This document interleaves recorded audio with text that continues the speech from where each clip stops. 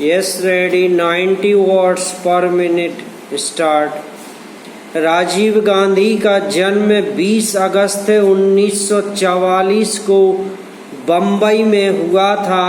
उनके नाना जवाहरलाल नेहरू ने उनका नाम राजीव रत्न रखा। उनके पिता फिरोज गांधी, मां इंदिरा गांधी एवं नाना जवाहरलाल नेहरू जो देश की स्वतंत्रता के लिए संघर्ष कर रहे थे के संघर्षों को देखकर संभवतः एक दिन राजीव गांधी भी इस लड़ाई में कूद पड़ते, किंतु सौभाग्यवश 15 अगस्त 1947 को देश को अंग्रेजों की गुलामी से मुक्ति मिल गई। आज़ादी के बाद जब राजीव गांधी के नाना जवाहरलाल नेहरू देश के प्रथम प्रधानमंत्री बने तो वे मां एवं छोटे भाई संजय गांधी के साथ दिल्ली के 3 मूर्ति भवन में रहने आ गए। उनकी प्रारंभिक शिक्षा यहीं के एक स्कूल शिव निकेतन में हुई। पैरा वर्ष 1954 में आगे की पढ़ाई के लिए राजीव को देहरादून के वेलहम विद्यालय भेजा गया। वहां से IASC की परीक्षा उत्तीर्ण करने के बाद वे सीनियर कैम्ब्रिज में उच्च शिक्षा प्राप्त करने के लिए इंग्लैंड चले गए। वहां ट्रिनिटी कॉलेज से उन्होंने मैकेनिकल इंजीनियर की डिग्री प्राप्त की।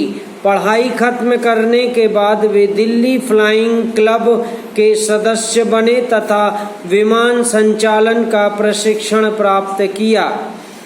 जब वे कैम्ब्रिज में पढ़ाई कर रहे थे तब उनकी मां इंदिरा गांधी 1966 में भारत की प्रथम महिला प्रधानमंत्री बनी।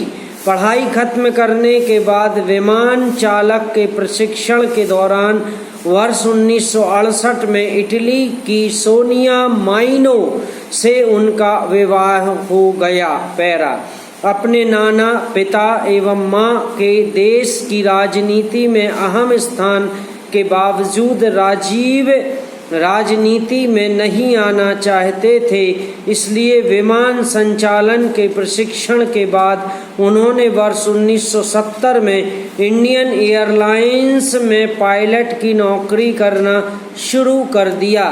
23 जून 1980 को अपने छोटे भाई संजय गांधी की मृत्यु के बाद न चाहते हुए भी खानदान की विरासत को संभालने के लिए उन्हें राजनीति में आना पड़ा।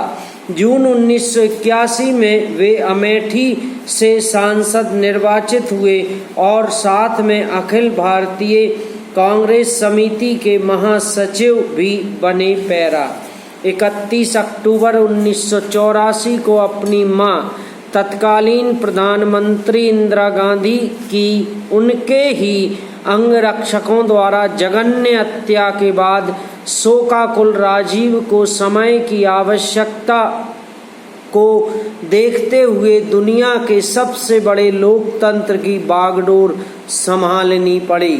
वे अब तक के सबसे युवा प्रधानमंत्री और राजनीति का भी उन्हें अधिक अनुभव नहीं था, इसलिए कुछ लोगों को आशंका थी कि वे राजनीति में सफल नहीं हो पाएंगे, परंतु जिस कुशलता के साथ देश का संचालन करते हुए वे इसे आधुनिकीकरण के नए युग में ले गए। समाप्त।